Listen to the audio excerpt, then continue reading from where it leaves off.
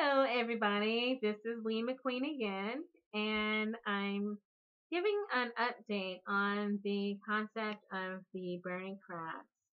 Bernie Crats are Bernie's leaning politicians who are candidates for public office, and they support Bernie Sanders. That's a Bernie Crat. And this website lists the Bernie Crats by state. So we can know who they are. We can know their party affiliation. We can know their Instagram, their Twitter, their Facebook, their campaign website. Information like that is by their name, so we can check them out and make sure that they are who they say they are. Also, the date of the primary election, the voting, the date that that's going to occur, and then there's also a little flag that tells whether or not Bernie Sanders has endorsed this candidate, because Bernie has been endorsing quite a bit during this primary race. He's creating a tailwind, and he's pointing people out as the genuine thing, so we can all know who supports a progressive platform and who Bernie has decided that he needs to come with them to Washington. This is important because there has been whispers and rumors of anticipated obstruction efforts being roadblocks and little stumbling blocks that some have indicated that they intend to throw in Bernie's way, just for whatever reason, political reasons, spite reasons, petty reasons. But what we need is a large swath of ground level support, grassroots support. We need a structure of friendlies, of people who are loyal to the progressive cause, who are loyal to the constituents in their offices, who are loyal to the idea of representing the people in their district. And so that's who Bernie needs with him in Washington to get those policies passed, get them enacted, get some progress, and get America moving forward again. Right now, it's just kind of wandering around in a circle without really going, making a lot of progress towards the future. We want to change that.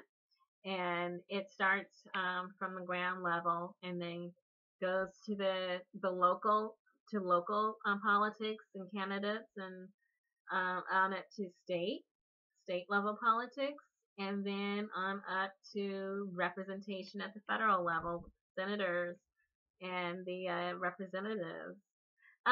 We've seen that the local officers, the officials, the state and local officials, those are the people who set election apparatus into position.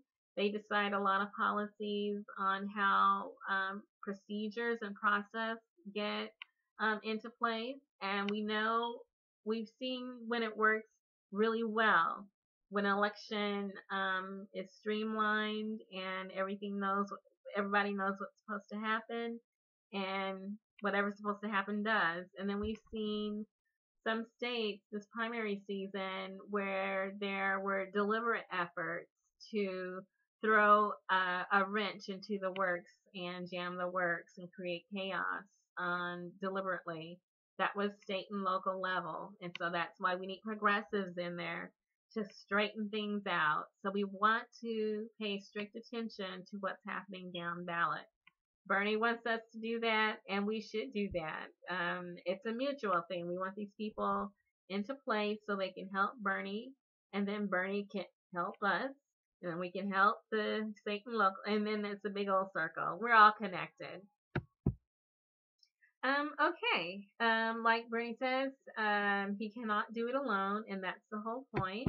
At this website, you'll find that it's not about party affiliation.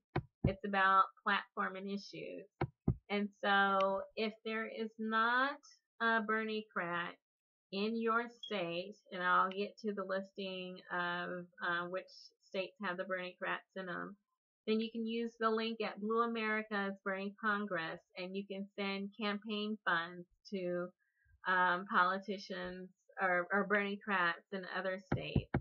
Okay, and then the incumbents who are Bernie Crats, they are listed with the year they are up for election.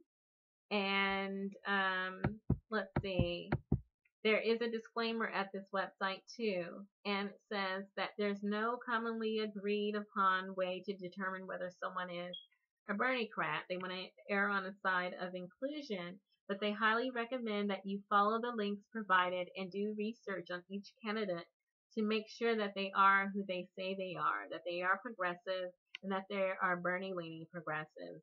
We've seen already what can happen when we assume a Democrat is a progressive, and then we find out the hard way that they are not. We definitely want to pay attention who is Bernie leaning. And the webmaster has done a great job of putting this list together.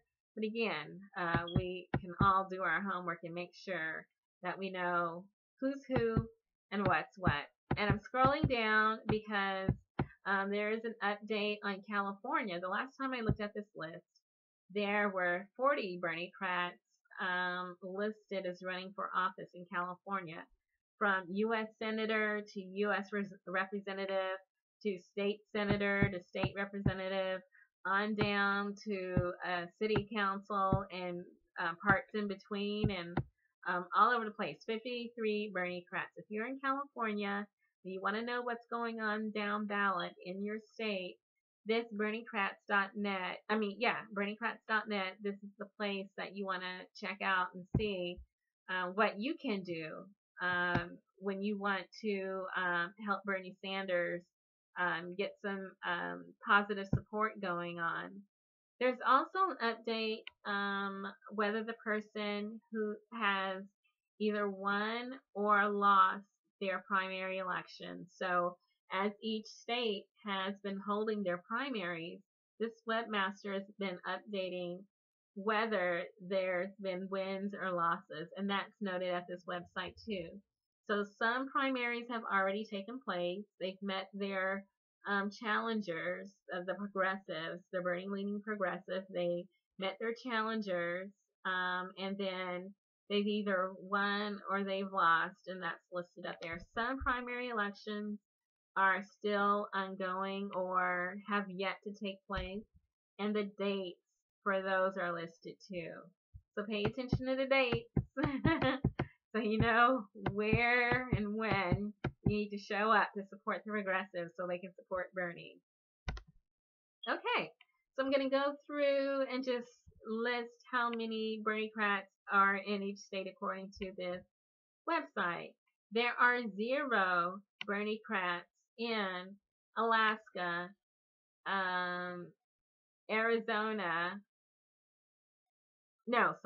Alaska, Arkansas, Idaho, Louisiana, Mississippi.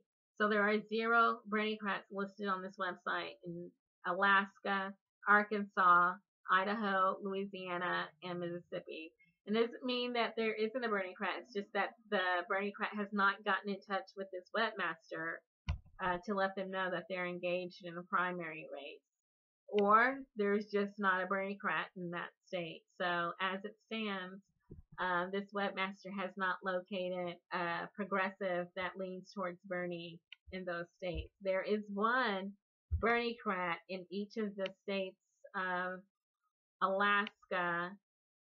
No, sorry, I'm getting these mixed up. This is Alabama, Washington, D.C., North Dakota, Nebraska, and then Wyoming.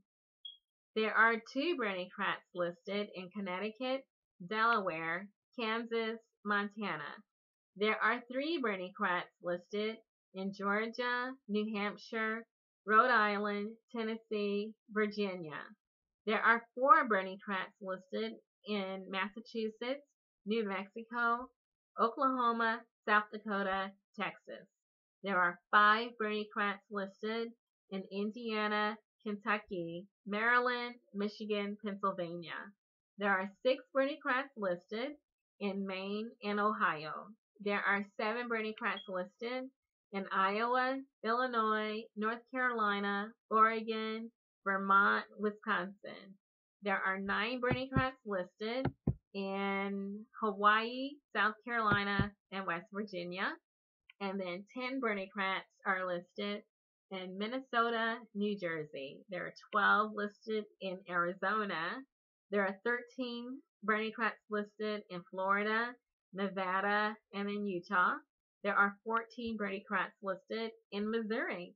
There are 15 Bernie tracts listed in New York. 18 are listed in Colorado.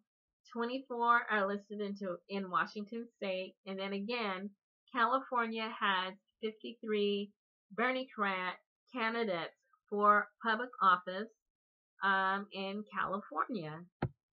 So quite a few Bernie tracts have caught the tailwind of Bernie Sanders and are riding the wave into office. We know of one, Tim Canova, who is engaged in a primary race against Debbie Wasserman Schultz down in Florida. And then Bernie Sanders has endorsed Tim Canova, and then Tim Canova has endorsed Bernie Sanders. And so that is noted on this website, the one specifically that Bernie Sanders has endorsed. But especially for states like Nevada, Arizona, New York, and maybe others that had significant issues with voting and then with state and local procedures with voting, there's been an uptick of interest in progressives running for office in those states.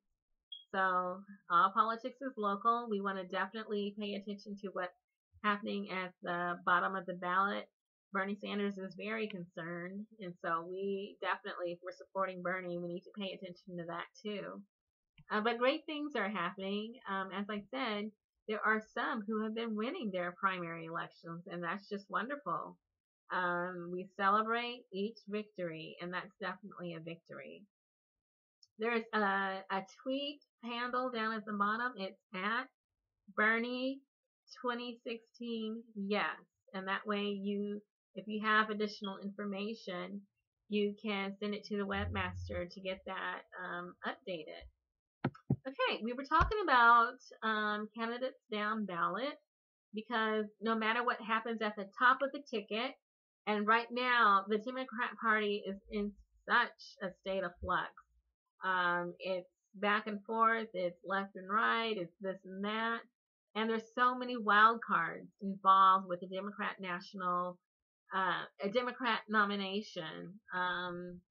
There's a lot of things happening in terms of the investigation against Hillary Clinton.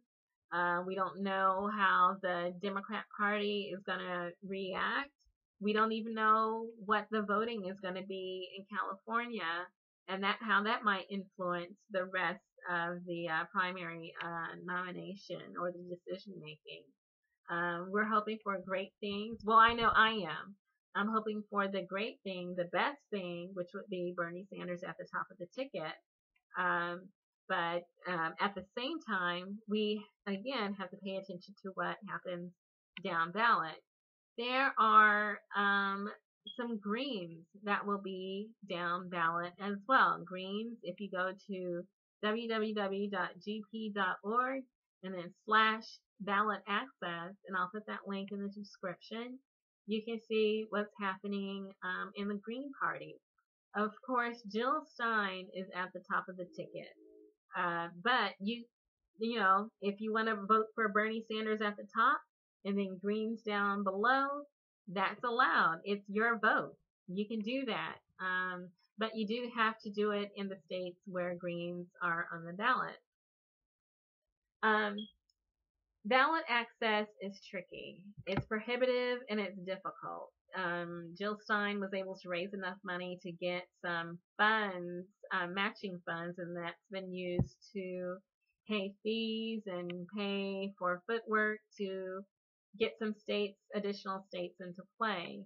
As it stands, there are approximately 12 states no, sorry, what am I talking about? There are actually 20 states as of today where greens are on the ballot, and you have the ability to vote for folks down ballot and then at the top of the ticket if you want to, as of today. And then there are some states that are described as in play, that the ballot access campaign is nearing an end, and it's very likely that you will be able to vote for those states, or for the Greens in those states. And then there's some states that are in play and the campaign has just begun, and it's possible that you'll be able to vote for Greens in those states. And then there are some states where it's prohibitive, that the ballot access challenges are so high that it's very unlikely that you'll be able to vote for Greens. So there are 4 statuses to watch for if you get to this page. Okay, so the states where you can vote for a Green candidate are Hawaii, Oregon, California, Arizona, Colorado, New Mexico, Texas, Arkansas, Louisiana, Mississippi, Michigan, Wisconsin, Ohio, West Virginia, Florida, South Carolina, Maryland, Delaware, New York, Massachusetts, and Maine. You can vote for Green in those states at the top of the ticket on down, or just down ballot. It's up to you how you want to mix and match your strategy, but you can vote Green in those states. There are also states, like I said, where it's very likely the ballot access campaign has been ongoing, and they're very close to having success in those states. And so it's very likely that you will be able to vote for down ballot candidates or for Jill Stein at the presidential level if you want to or choose to. And it based on what your philosophy is. And so the states where you will likely be able to vote for Green are Alaska, Utah,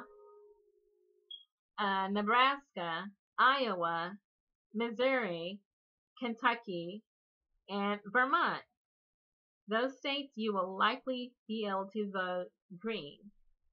The next set of states, again, the ballot access campaign is still in process, and it's possible that you will be able to vote for Greens in these states. These states that it's possible that you might be able to vote for down ballot candidates and then presidential candidates are Washington State, Idaho, Nevada, Wyoming, I think that's South Dakota, Kansas, Minnesota, Illinois, Tennessee, Alabama, Virginia, Pennsylvania, Delaware, and I think that's Connecticut and Rhode Island, and then New Hampshire. Those states are tiny and hard to read.